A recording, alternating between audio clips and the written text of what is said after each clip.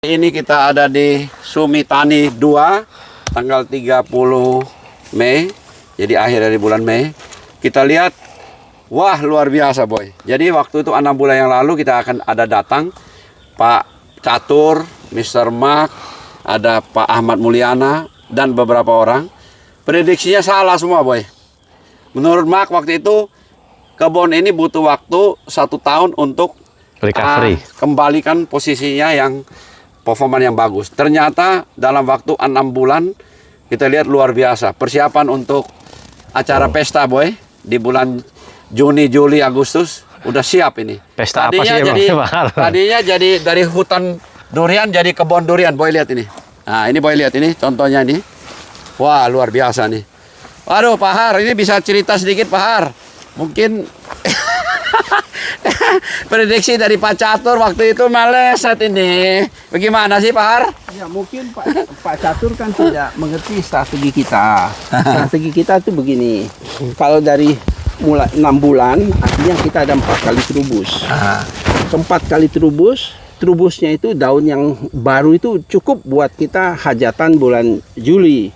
Itu kan rencana kita. Jadi daun sebelumnya kita nggak semprot insek, nggak ngapa-ngapain, biar aja pohonnya kayak begitu ya, supaya akarnya tumbuh lebih dominan.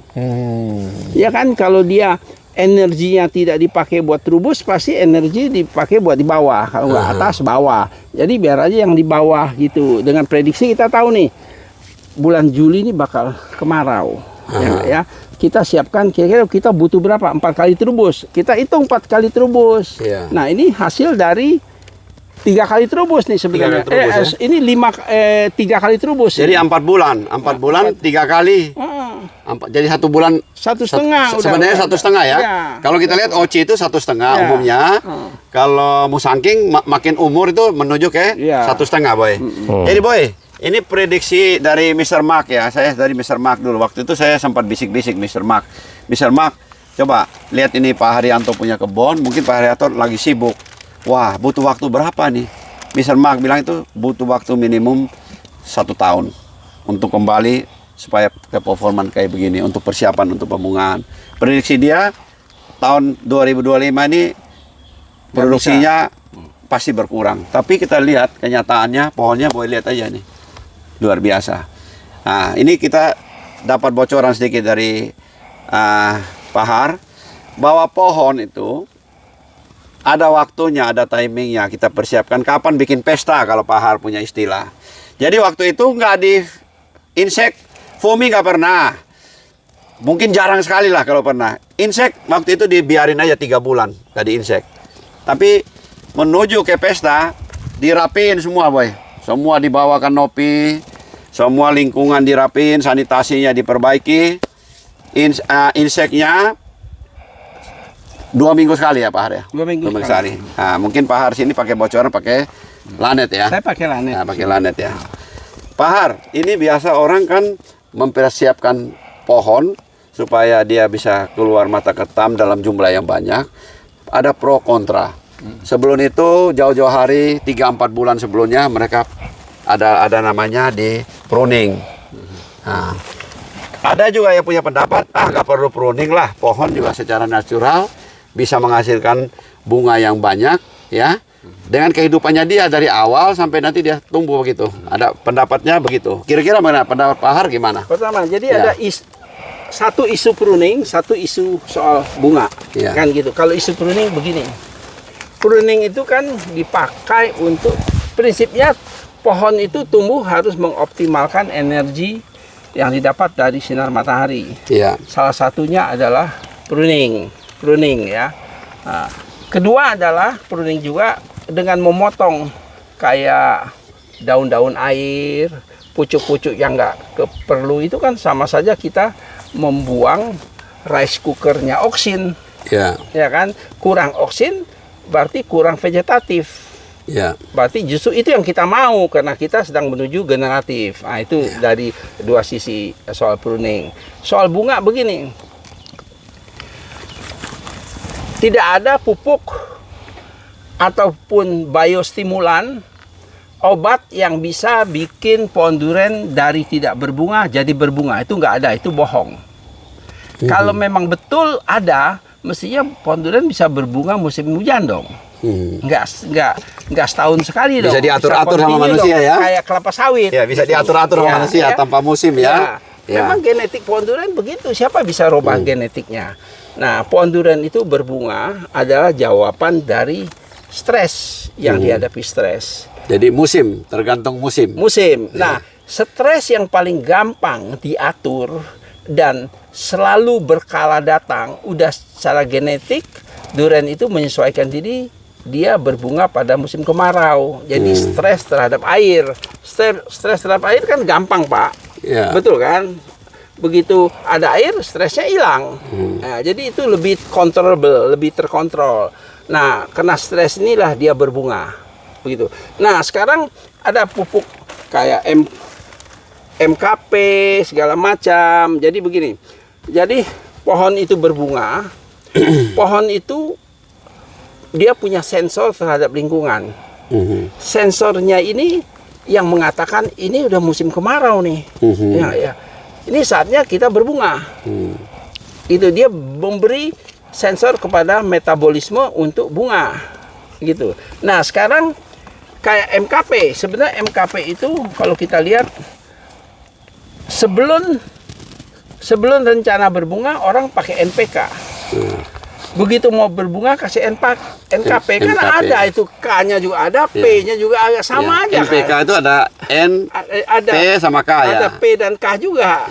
Apa beda NKP? Kan nggak ada bedanya. Tapi memang di tempat-tempat tertentu NKP dalam dosis yang tertentu itu seakan-akan bisa membuat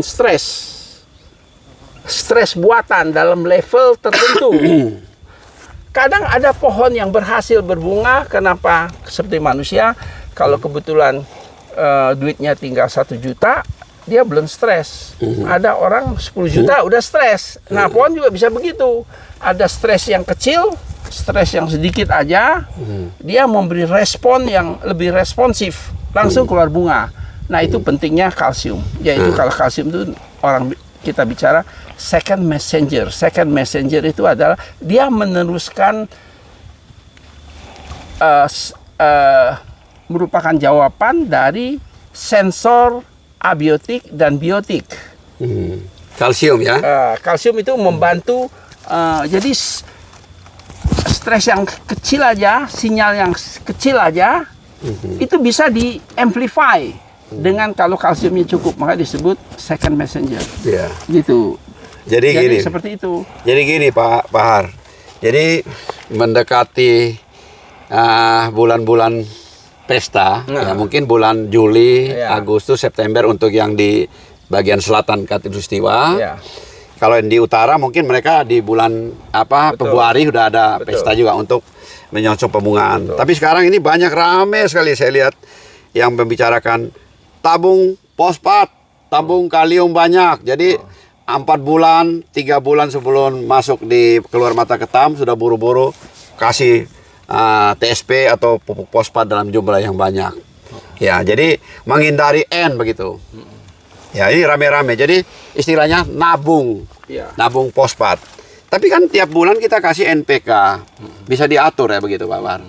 Pak Har lihat juga kan, Pak Har bilang tadi ada kalsium. Kalau dalam hal ini mungkin pakai apa? Ini nitrabor atau kalsium plus boron. Asal kalsium aja, jangan kalsium aspal aja. Gitu. Tapi kalau kita lihat kombinasi misalnya nitrabor atau KT plus boron kan N-nya juga masih ada. Nah, kadang-kadang orang bilang wah itu N masih ada. Nah, maunya kalsium murni. Kalau bisa murni. Kalau misalnya kalau ada N artinya kita harus mengerti kita bakal membungakan, kita bakal pakai kalsium, kita hanya punya kalsium ada N. Jadi jauh sebelum hari tersebut N-nya udah mulai dikurangin. Ya. Gitu. N-nya udah mulai kurangin. Iya. Pak Har sedikit ya Pak Har ya. Saya juga suka dengar bahwa pupuk itu kan yang kita pakai sebenarnya pupuk esensial itu dari makronya ada 6 ya. Primer 3, sekunder 3. Kemudian yang mikro yang esensial itu ada 6 ya. Sebenarnya ada 7 ya. Keluar dalam hal ini kita untuk generatif, untuk durian kita hindarin dulu. Banyak berpendapat pupuk mikro itu kalau ditaruh di tanah bahaya katanya, karena ada logam, nanti jadi logam, jadi banyak logam di di kanopi, jadi berbahaya. Nah, pendapat Pak Har sendiri kan, Pak Har jarang pakai untuk foliar. Nah, kita nggak pernah foliar di sini, bukan anti, tapi kita nggak punya kapasitas buat itu. Maksudnya jangan ditaruh di tanah. Ditabur di tanah, karena di tanah takutnya logam berat, di tanah sendiri sudah ada logam. Jadi logamnya berlebihan. Gitu. Nah, pendapat Pak Har gimana itu? Kita bicara sains, bahwa manusia dan pohon, makhluk hidup tidak bisa hidup tanpa nutrisi. Dalam hal ini adalah mineral, termasuk manusia juga. Manusia perlu magnesium, perlu kalsium buat tulang segala macam, dan pohon juga gitu, termasuk mikronutrien. Itu. Dan kita lihat di hutan, siapa yang ngasih mikronutrien di foliar? Nggak ada. Tapi pohonnya bisa besar, ya bisa bagus, bisa berbuah, ada yang enak, bisa satu pohon 1000 buah. Karena mereka di tanah tuh ada mikronutrien. Kalau asumsi pohon tidak mungkin bisa hidup tanpa mikronutrien, artinya kesimpulan itu salah. Iya kan? Siapa yang ngasih di hutan mikronutrien di tanah? Nggak ada yang ngasih. Sedangkan pohon butuh, pasti dia dapat dari tanah. Gitu. Jadi dikatakan jangan kasih nanti dapat kena logam berat. Kalau logam berat berbeda dengan mikronutrien. Kalau logam berat seperti plumbum, kadmium segala macam itu logam-logam berat. Merkuri, Kalau itu memang nggak bagus buat manusia, nggak bagus buat pohon juga nggak bagus. Kalau mikro yang kita ngomong ini, mikro yang dibutuhkan tanaman ini dikasih sesuai kebutuhan, sebenarnya oke aja Pak Har. Oh, memang istilah sunatullahnya atau nature-nya adalah dikasih di tanah. Di tanah. Ya. Jadi mikro yang 6 itu ya yang esensial. Ya, mungkin saya ulangi lagi, mungkin besi, mangan, kuper, molybdenum, zinc sama boron ya. Yang boronnya nggak berbau besi ya, boron sama klor ya. Yang 5 ini berbau besi ya. Tentu juga nanti untuk membuat cita rasa yang lebih banyak lagi, mungkin ada yang beberapa pendapat kan kita kasih bisa trace elemen atau mikro-mikro yang lain.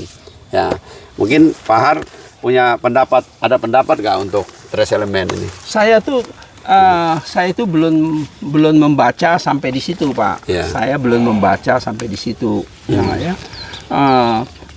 Tentu saja orang mengatakan pakai ini, pakai itu dalam konteks supaya buahnya enak kan, gitu kan, Pak? Dalam konteks buahnya enak. Kan? Nah, sekarang saya mengemukakan sebuah teori. Pada saat pohon pada kondisi sehat, semua energi digunakan untuk, semua energi yang dihasilkan fotosintesis digunakan pertama buat biosintesis. Kedua, buat tumbuh. Terus buat berbunga. Terus buat ditabung, storage, termasuk dalam buah. Tapi pada saat dia mengalami stres, pohon, dia akan mengurangi semua produktivitinya.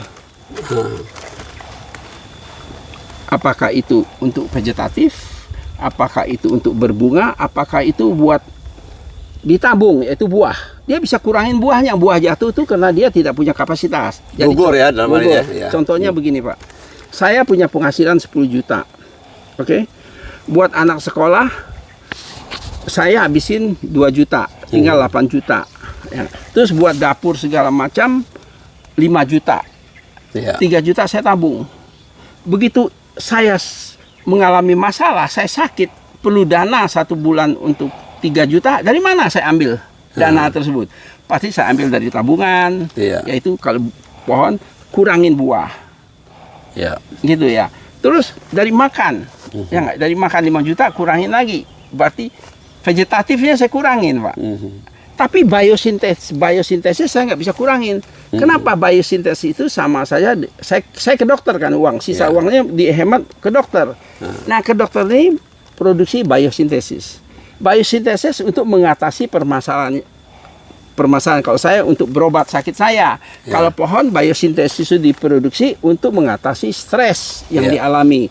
Biosintesis itu adalah sekunder metabolis. Kembali lagi biosintesis. Nah, itu yang hasil senyawa itu ikut terbawa melalui plum ke buah.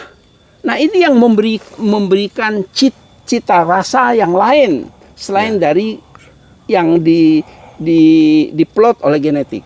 Nah, itu ada buah enak segala macam begitu. Jadi kalau ada orang makan durian enak, itu pasti durian dari pohon yang mengalami stres.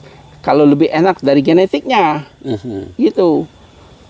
Jadi kalau bikin durian itu bukannya gampang, Jadi kalau para konsumen durian beli durian jangan nawar gitu, susah bikinnya. Jadi pupuknya mahal gitu ya. Mahal. Jadi boy, saya ulangin aja. Jadi banyak sekali yang tanya. Sebenarnya durian itu kita lihat banyak orang bilang indikasi satu keberhasilan satu kebun itu kita lihat dari awalnya N ratio. N ratio itu C dibanding N. Jadi banyak yang kita lihat kan, kalau C tinggi, N yang rendah, C-nya naik, N ratio. Jadi ada juga parameter tertentu yang orang ngomong, kalau kita Blackstone 18, kalau untuk Bauer 19, untuk Musangking 20. Kalau kita lihat Musangking lebih ini ya. Cara untuk mencapai N ratio ini kan banyak cara. Ya, ada yang tadi yang bilang kita pruning, kemudian tabung fosfat sama kalium tinggi, N-nya diturunin beberapa bulan sebelum mencapai mata ketam gitu ya. Tapi kita lihat di kebun-kebun industri di negara maju, satu perkebunan itu diharapkan itu 95% semua bisa berhasil. Memang ini PR untuk semua pekebun di Indonesia, terutama Pak Har sebagai ketua hariannya AKDI. Ketua harian AKDI. Jadi keberhasilan satu kebun kalau bisa mencapai 95%, artinya apa? Pengeluaran pupuk dan uang dan lain-lain biaya yang tinggi untuk satu perkebunan durian itu bisa tercover, bahkan kita bisa surplus banyak ya. Kalau dari hitungan saya, kalau Bapak bikin kebun durian dari awalnya benar, mestinya paling lambat 7 tahun variable cost-nya udah break even. Ya, secara benar. Beda kita dengan Thailand, dengan Vietnam apa? Kita itu buka kebun baru berpikir. Kalau dia sebelum buka kebun dia udah berpikir Pak. Dia ada planningnya. Udah merancang. Ya udah ada planningnya ya. Gambar semua detailnya ada semua ya. Mulai dari lokasi, jenis tanah, udah iklim dan infrastruktur kebun dia udah rancang gitu ya. Kalau kita beli tanah kayak saya nih, saya berkaca ini ya. Oh, mau kebun durian gampang kayak lagu Kus Plus, tongkat batu jadi tanaman. Beli aja tanah apa juga nggak tahu gitu ya. Baru tanam, setelah tanam ada kendala baru pikir, wah tanah saya nggak cocok. Wah infrastruktur saya begini kurang cocok. Baru kita benahi. Nah lebih parah lagi setelah mengalami ini kita terperangkap dari menggunakan pupuk untuk memperbaikinya. Nggak mungkin terjadi. Harusnya infrastrukturnya diperbaiki dulu, baru pupuk. Kalau kita mau langsung mau cari pupuk ajaib gitu, kasih subur gede, berbunga, berbuah enak. Nah itu salahnya. Gitu.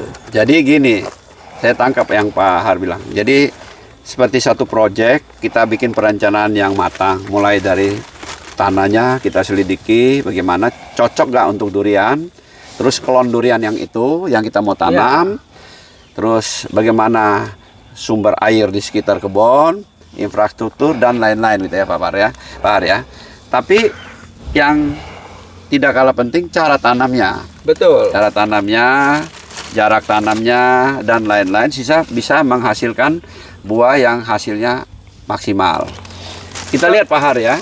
Di negara maju, di Thailand terutama, mereka sudah menggunakan yang namanya hormon, Paklo namanya, Paklo. Kalau kita di Indonesia ini, Paklo ini masih ada beberapa orang yang tabu membicarakan. Tapi sebenarnya kita lihat di Malaysia juga sudah menggunakan Paklo, walaupun dosisnya itu diatur. Ada yang full Paklo dengan cara dari Thailand. Di Thailand kita lihat harus dibedain ya. Klon yang di Thailand beda sama dengan klon di tempat yang kita akan Paklo. Kayak seperti di Indonesia ini lagi senangnya kan Blackstone, Musangking. Seperti yang ada di Malaysia. Nah, bagaimana Pak Har mungkin bisa kasih masukan kalau belum terlalu bisa mengendalikan namanya hormon, ya. Bagaimana menurut Pak Har? Hormon ini kan sangat berguna kalau kita tahu ya ilmu pengetahuannya ya. Jadi begini Pak, bahwa metabolisme pohon sama dengan metabolisme kita. Tergantung dari kalau kita sering lari, kapasitas dari paru-paru kita mengabsorb oksigen lebih tinggi. Kalau lebih tinggi, oksigen di darah tinggi, sel-sel kita membakar lebih banyak dibandingkan orang yang kapasitas paru-parunya lebih kecil. Nah itu basicnya. Dan juga jadi kalau saya pas mau bertanding lari, saya memang udah bugar, saya pakai doping, lari saya lebih cepat Pak. Tapi habis lari itu, atau saya lari setelah efek dopingnya habis, saya kembali ke stamina yang apa adanya saya. Nah pohon juga gitu Pak. Nah, pohon juga begitu. Paklo segala macam, khususnya biostimulan, dia tidak bikin kuat, tidak bikin pohon lebih kuat, lebih subur, tidak. Dia mempengaruhi, tapi ada timingnya. Jadi gini, pohon itu sebenarnya Pak ya, berbunga itu suatu mekanisme nature-nya pohon. Tentu saja orang menggunakan nutrisi atau biostimulan atau hormon jadi prinsipnya gini. Jadi dari sensor lingkungan pohon memberikan signal pada sistemnya untuk berbunga. Nah, apakah biostimulan, apakah kombinasi pupuk segala macam, dia memotong tuh, memanipulasi sinyal tadi. Sinyalnya tadi belum ada, dibikin sedemikian rupa sehingga seakan-akan sinyalnya ada. Ya, dia berhasil lah misalnya keluar bunga. Tapi bunga itu akan berkembang sesuai dengan staminanya dia, kayak saya tadi lari gitu. Ya kan? Sesuai begitu saya habis lari, saya balik lagi ke stamina saya. Jadi begitu habis lari, begitu berbunga, pohon ini kembali lagi ke staminanya, yaitu kapasitas nutrien uptake, kapasitas fotosintesis, segala kembali lagi. Jadi kenapa pohon kita nggak sehat, kita suruh begitu, gitu. Berbeda dengan Thailand, Vietnam, semuanya udah sehat. Dia menggunakan paklo supaya timing berbunganya seragam, supaya begitu panen bisa serempak, bisa dapat satu kontainer begitu. Jadi pikirannya itu berbeda. Kalau mereka pakai paklo supaya panennya timing yang sama. Kalau kita pakai paklo supaya berbunga. Jadi beda gitu konsepnya gitu. Jadi teman-teman yang kita bicarakan apa hari ini, kalau kita mau pakai paklo, lihat kondisi pohon kita juga. Kalau pohon nggak subur, jangan coba-coba yang namanya main paklo. Kalau di Thailand atau di Vietnam, mungkin juga di Kamboja sekarang udah mulai bagus ya. Perkebunannya itu memang pertumbuhannya merata. Mereka pemupukannya juga memang benar-benar teratur, sehingga keseragaman pertumbuhannya juga hampir merata. Sehingga jadi mereka kasih paklo dengan dosis tertentu bisa merata ke seluruh tanaman. Kita tahu hormon itu sebenarnya ada yang membangun, ada yang menghambat. Ya, kita banyak yang tahu itu ada auksin, sitokimin, giberilin, itu yang membangun. Terus kita mungkin tahu juga ada dengan ABA atau asam absisat, sama lagi yang satu lagi ethylene, gas ethylene. Tapi sebenarnya di luar itu adalah seperti paklo, itu juga hormon. Hormon ini kecil, Pak. Perbandingannya hormon sama unsur hara itu 1/100.000. Jadi hormon cara kerjanya itu, waktu saya ngomong-ngomong Pak Mardianto, hormon itu tidak ikut di metabolismenya ya tanaman. Dia hanya merangsang pertumbuhan, tidak ikut di dalam metabolisme tanaman hormon. Jadi kalau yang dinamakan paklo yang Pak Mardianto bilang itu, dia ada 3 macam caranya. Ada yang di tanah dengan dosis tertentu, tapi pasti itu punya pengalaman ya. Nanti mungkin di akhir bisa kita panggil Pak Mardianto untuk narasumber ya. Ya, jadi nanti ada yang disuntik, ada yang di spray di daun, di foliar. Nah, kalau di Malaysia saya lihat ada juga yang begini. Dia pakai dengan cara yang risiko kecil sekali, Pak. Jadi dia lihat dari sebenarnya kalau dari kita kalau mau nyemprot MKP itu biasa kita lihat daunnya sudah agak matang tua. tidak mengharapkan tumbuh terubus baru. Ya, tidak mengharapkan itu. Nah, jadi di Malaysia cara gitu. Jadi dia pakai 2 gram per liter Paklo, Putrasol, 2 gram per liter MKP, dispray bagian luar aja, tapi sedikit sebagai itu. Itu mereka caranya untuk menghambat pucuk baru aja. Kalau yang saya lihat yang ada beberapa kebun pakai dengan cara yang begitu. Tapi kalau di Thailand mereka di tanah gitu. Nah, saya ngobrol sama Pak Mul. Vietnam saya tahu foliar. Foliar juga di Vietnam, bukan di tanah. Foliar. Kalau di foliar juga. Kalau Thailand kalau kemarin saya bicara, di Malaysia di foliar ya. Di Thailand? Di Thailand kalau kemarin saya bicara dengan profesor itu, dia bilang dia foliar. Oh, dia foliar juga yang di Thailand. Nah, tapi waktu itu saya ngobrol-ngobrol sama Pak Mul, kalau di tanah, dipasang di tanah, dengan dosis jangan sampai melebihin untuk mengembalikan efek dari Paklo itu bisa pakai itu Pseudomonas putida. Nah, itu saya kurang. Itu dia langsung dalam waktu 1 bulan bisa kembali lagi keadaan semula, tapi tujuannya sudah tercapai gitu. Ini Pak, ini tanpa foliar. Ini mana? Ini sampai sekarang? Iya, sampai daun saya coba lihat. Oh, jadi ini Pahar tidak mau foliar. Nah, coba lihat. Tapi yang ini disisain, Pak. Ini tanpa foliar juga. Kalau ini lihat, Pak, Musangking, Boy. Semua tanpa foliar. Kita nggak pakai foliar. Jadi Boy, saya tambahan lagi. Jadi teman-teman ya, ada juga yang ngomong kalau kita tabungan fosfatnya kurang untuk menghasilkan bunga banyak, nanti 2 bulan itu kita bisa kasih MKP katanya. Dengan dosis setengah kilo sampai 1 kilo per pohon. Jadi 1 pohon 2 kilo lah dijatahin. Kalau tidak ada tabungan fosfat. Tapi kalau Pahar kan berlainan Pahar. Pahar nggak begitu ya. Iya, Pahar juga tidak pernah pakai MKP. Nggak pernah pakai MKP. Ya. Saya lihat Pahar pakai bias pupuk standar aja ya. Standar aja Pak. Jadi standar. Pakai misalnya grower atau komplek gitu ya. Saya kalau pakai kompleks ya. Grower enggak pakai komplek. Terus tapi ada pakai amonium fosfat juga ya, MAP. Sama apa kalium nitrat atau ini kalsium nitrat. Iya. Kalium nitrat ya namanya. Kalsium. Oh, kan ya, Mas. Pakai nitrabol ya, nitrabol atau kalnit ya. Iya, kalnit nggak pernah pakai. KNO3 juga jarang pakai ya. Enggak. Nah, gitu. Jadi dari kompleks saja, Pak. Jadi Pahar ambil fosfatnya dari komplek sama dari MAP. Iya. Amonium fosfat ya. Iya. Sebenarnya kalau kita lihat fosfat. Kalau buah durian kita analisa kandungan paling tingginya adalah potasium. Potasium kalium ya. Fosfatnya hampir nggak ada. Fosfatnya. Kalau kita kasih fosfatnya kemana? Fosfat itu dia muter Pak.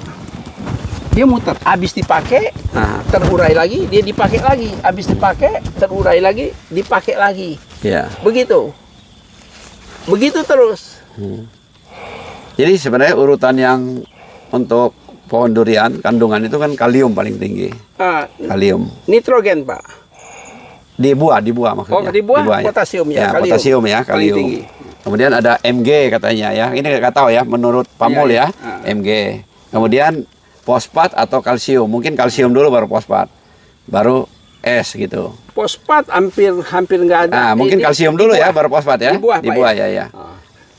Kalsium juga tidak terlalu banyak ya. Tidak terlalu banyak ya. Persentasenya saya cuma ingat potasium paling tinggi. Paling tinggi potasium ya. Jadi sebenarnya untuk durian ini memang buah yang paling tinggi mengandung potasium atau kalsium, sama Cu katanya ya. Cu menurut itu ya. Cu nggak tahu ya. Cu rasanya enggak ya. Jadi kalsium ya, makanya rasa manisnya dari kalsium. Kalau rasa manis pasti semua itu dari karbohidrat menjadi fruktosa. Pasti di situ manis. Manis itu kan dari gula. Enggak dari yang lain-lain. Tapi untuk memproduksi gula, nutrisi metal memberikan kontribusi untuk membuat enzim supaya terjadinya karbohidrat. Itu betul. Jadi sebenarnya ya, banyak juga yang ngomong, kita kan bercanda-bercanda nih sama Pak Catur, apapun pupuknya ya, untuk buah kita pakai subur kali, Boy. Tapi Pak Har ini nggak pakai subur kali di sini dalam hal ini ya. Subur kali ya. Pak Catur nggak pernah kasih saya gratis, Pak. Kalau dikasih gratis mau kasih subur kali. Gitu, Pak. Tapi kalau saya lihat, saya kunjungin beberapa kebun waktu masa-masa pembungaan tuh, rata-rata memang pakai subur kali. Iya. Ya, Subur kali itu isinya apa sih, Pak? Kalsium sama sulfur. Oh, oke. Ya. Jadi kalsium, sulfur, ada N-nya enggak ya? Saya lupa. Kalsium sama sulfur ya. Bingung. Kalau pohon subur kali dari itu aja. Ya. Subur kali artinya kan subur. Kalau subur kan artinya nggak ada stres. Iya. Gimana bisa berbunga kalau Tapi itu nggak ada di stres? akhir-akhir. Jadi mungkin 50 hari ke atas. Oh, maksudnya ya, untuk 50 naikin hari setelah berbuah. Setelah antesis, setelah jadi antesis. buah. Oh ya. iya. Jadi kita kira-kira 50 hari ke atas. Kan kalau misalnya 100 hari, ya udah 50% lah perjalanannya. Kita kasih subur kali dengan harapan naik di tanah.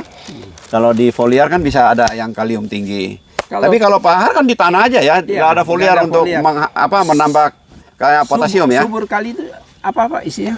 K-nya 30%, S-nya berapa persen? Saya lupa gitu ya. Memang kalau bilangin subur kali K-nya, K-nya kalau bilang buah ya, oke, dia akan pembawa karbohidrat ke buah. Kalau S saya rasa belum ada hubungan ke buah ya nggak ya? Kalau S mungkin nanti akhirnya di pematangan buah Bunda, untuk menghasilkan asam amino metianin ya.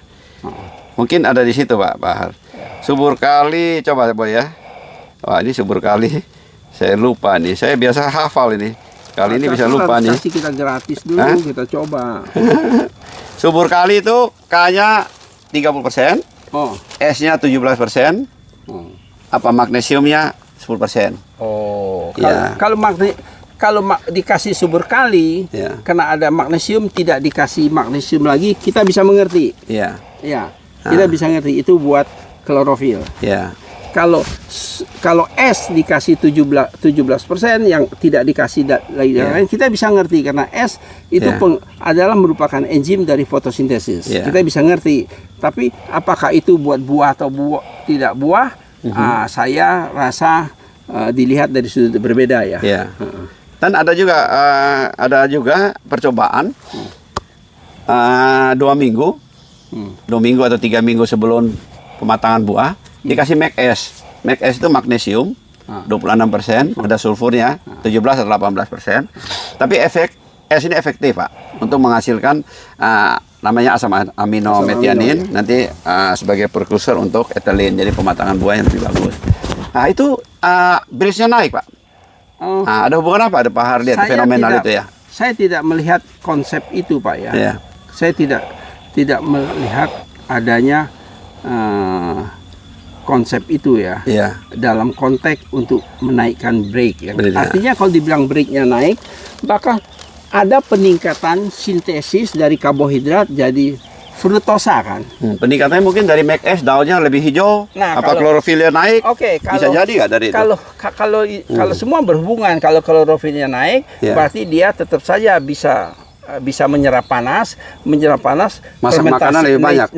Nature fermentasi di buah Pak, di buah dalam buah akan semakin bagus, bisa aja Pak gitu, bisa aja. Itu memang ada juga berpendapat bahwa adanya MAC-S, adanya termasuk molybdenum, supaya buah itu menghasilkan oksin sendiri. Molidat ya, dari molybdenum, dari molidat oksin sendiri. Dengan tujuan kalau ada oksin, walaupun pada akhir pematangan buah karbohidrat tetap mengalir di dalam oksin, kayak memanipulasi karena karbohidrat itu mensupport kehidupan. Kalau ada oksin di situ berarti ada kehidupan. Ini ada teori salah satu dari bosnya Adit yaitu John Kemp. Oh, yang orang India itu. John Kemp dari Amerika. Itu teorinya dia, John Kemp. Tapi teori dari yang lain kayak si Todd De Jong beda lagi. Beda lagi. Gitu. Mungkin begini Pak Har coba mungkin siapin 10 pohon. Kita dari Pak Har punya SOP dari kompleks saja sama pupuk mikro dilengkapin. Pak Har kan cuma simple kompleks. Kalau udah berbuah kompleks aja terus sama mikro. Ya tinggal dijaga bagaimana buahnya. Mungkin ada 10 pohon ditambah nanti subur kali. Terus di daun nanti di spray itu SOP. Jadi yang SOP itu potasiumnya 62%. Coba. Nanti mungkin kita bisa usul sama Pak Catur supaya ini juga untuk kita coba. Eksperimen gitu. Supaya kita coba, nanti kita bisa lihat hasilnya sehingga nanti anggota AGDI bisa tahu. Oh, kalau kita tambah subur kali hasilnya sama kita spray SOP ya yang potasiumnya 62%, ada pengaruh bagaimana, breednya bagaimana gitu. Mungkin 2 hal itu subur kali sama di spraynya SOP namanya. Kalau SOP isinya apa, Pak? Kalium, potasiumnya 62%. Tapi itu di spray, Pak. 62%. Spray. Tapi kalau di spray kan pupuknya juga kan terlalu banyak ya. Ya, mungkin di spray 2 gram per liter lah dicoba. Kalau pas pahar kan kalau lagi berbuah kan harus dijaga kan inseknya. Pasti disemprot insek langsung dicoba dikombinasi dengan SOP namanya. Ya. Boy, kita udah bicara banyak. Ini pas lagi musim-musim orang mau mempersiapkan bagaimana supaya pohonnya atau kebunnya bisa menghasilkan buah yang bagus karena sudah masuk ke fase generatif. Kita lihat sekali lagi bahwa waktu 6 bulan yang lalu kalau kita datang di kebunnya Pahar, mungkin orang baru sampai setengah jalan sudah pulang Pahar. Tapi kita lihat benar 6 bulan yang lalu ini. Ya, nanti mungkin bisa lihat di kebun RB Sumitami 1 waktu kita kunjungan dengan ada Mr. Mark dari Malaysia, Pak Catur, Pak Ahmad Mulyana, Pak Nodi, banyak teman-teman semua yang bisik-bisik, wah ini kelihatannya susah ini untuk mencapai pesta untuk tahun 2025 nih. Tapi ternyata berbeda. Jadi Pak Har bilang pohon itu punya ketahanan masing-masing, Boy. Kalau di atasnya pertumbuhannya kurang bagus, di bawahnya akarnya itu akan mempersiapkan untuk kedepannya membuat di atasnya menjadi bagus. Itu ya filosofi dari kehidupan. Kehidupan itu dimanapun mencari jalannya sendiri. Kalau dia tidak butuh apa-apa, dia tidak jalan. Kehidupan terganggu, dia baru cari jalan. Tapi kita bisa lihat Pak Har ya, di negara yang 4 musim. Kan musim-musim tertentu, musim semua pohonnya habis semua daunnya. Berarti batangnya juga udah nggak ada apa-apa. Berarti kehidupan di bawahnya kan masih jalan. Pas nanti musimnya berganti, dia baru berbuah. Jadi Pak Har dari situ lihat ya.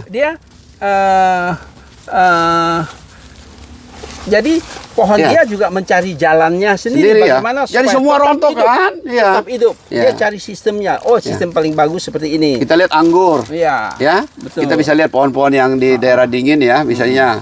Ya, kalau kita bilang strawberry atau apa? Bukan strawberry, itu apa? Cherry. Pohon cherry, pohon apel, pohon apa-apa begitu semuanya. Pada musim ekstrim dia ini. Mungkin kita di Indonesia di 2 musim. Musim ekstrim itu adalah musim panas. Ya, musim kemarau, daunnya pada rontok, pohonnya ini. Tapi begitu musim hujan kembali lagi. Kalau kita Pak punya deposito di 10 juta, kita belum mau jadi Gojek Pak. Tapi kalau tinggal 1 juta mau nggak mau jadi Gojek ya oke. Itu kehidupan mencari jalannya sendiri itu. Oke Boy, kita udah bincang-bincang lah banyak dengan Pak Har. Mudah-mudahan ini berguna untuk semua teman-teman pekebun. Mohon kasih ya Pak komentar atau ada pertanyaan, kita bisa sharing satu sama lain sehingga perdurian di Indonesia makin maju. Terutama kita sekarang ya. Kita kan bukan ahli ya. Kita hanya petani pemula yang belajar. Yang kita belajar juga bisa juga kurang tepat atau mungkin tepat di sini, bisa tidak tepat tempat lain. Memang prinsipnya bahwa kehidupan itu sangat kompleks, sangat kompleks. Kalau di satu tempat bisa berjalan dengan baik, belum tentu di tempat lain bisa berjalan dengan baik. Bukan berarti salah, memang kompleksitinya berbeda. Oke Boy, sebelum penutupan, saya mau ulangin lagi di tempat Pak Har ini adalah pemupukan yang saya lihat pemupukan yang berimbang. Pemupukan organik juga kuat, tapi sedikit-sedikit dengan memperhatikan teori dominasi. Jangan kasih berlebihan, takut kalau seperti pupuk organik, seperti Pak Har sini kan pakai dari kotoran dari sapi, juga dikasih terukur, sehingga kalau saya lihat tidak ada gangguan Boy ini. Banyak sekali pekebun, kalau kita masuk, pohonnya banyak yang mati karena beberapa penyakit. Kalau kita ngobrol-ngobrol itu kebanyakan itu dari penggunaan pupuk organik yang salah. Banyak yang kena Cryptophthora, mati. Tapi kalau di sini saya lihat minim sekali Pak Har punya tempat. Kemudian pemupukannya juga di sini tidak terlalu banyak ragam. Jadi pohon kebun itu jangan kita selalu bicara pupuk terus, tapi kita lihat bagaimana kebutuhan pohon kita. Nah, kemudian kita lihat juga di sini pahar juga dengan keterbatasan air, karena di sini terbatas sekali air.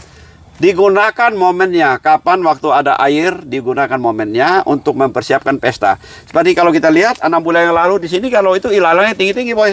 Kita juga jalan takut ada ular, tapi di sini sudah jadi kebun durian gitu. Oke, Pak Har, ke depan penutup aja Pak Har. Untuk Pak Har juga kan kita sekarang udah bagaimana caranya di AKDI supaya ke depan itu menjadi baik ya. Ya, kita udah bentuk AKDI, mudah-mudahan AKDI ini bisa punya peran yang baik. Teman-teman saya yang lain semua harus membantu, karena jangan dibebankan kayak Pak Har sendiri sebagai ketua harian. Situ ada teman-teman yang lain yang kalau bisa semua kita peduli bagaimana supaya perkebunan di Indonesia itu semuanya maju, Pak Har. Maju, betul. Ya, Pak Har, penutup aja, Pak Har. Kita untuk hari ini. Kita bersama-sama berkumpul, kita share pengetahuan dan pengalaman. Mungkin itu berguna untuk mencegah kesalahan yang terjadi di masa akan datang. Ya. Kita berkumpullah bersama-sama di AKDI. Ya. Oke, Boy. Terima kasih. Maju terus perdurian Indonesia. Mohon maaf kalau ada keterbatasan kita, ada kesalahan yang kita ucapkan. Maju terus. Terima kasih. Boy, ke sana, Boy. Jangan matiin, Boy. Terus, Boy. Yang ini, Boy. Iya, Boy. Sorot sini, Boy.